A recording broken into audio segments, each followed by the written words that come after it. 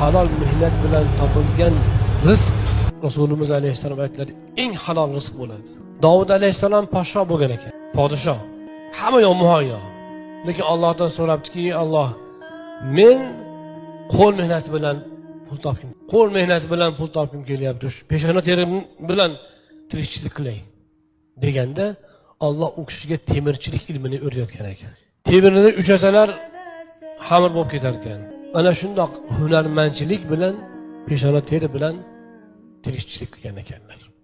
Payg'ambarimiz alayhissalom o'shani aytib turib dedilarki, kishining yeyotgan taomini eng haloli mehnat bilan topgan. Yana bir hadisda bashorat qildilar, qarang. Kim halol rizq topish uchun harakat qilib, mehnat qilib, charchab uxlasa, turguncha gunohlarni Alloh kechirib qo'yadi. Nima uchun? O'g'irlik qilmayapti. Birovni aldab molini yemayapti.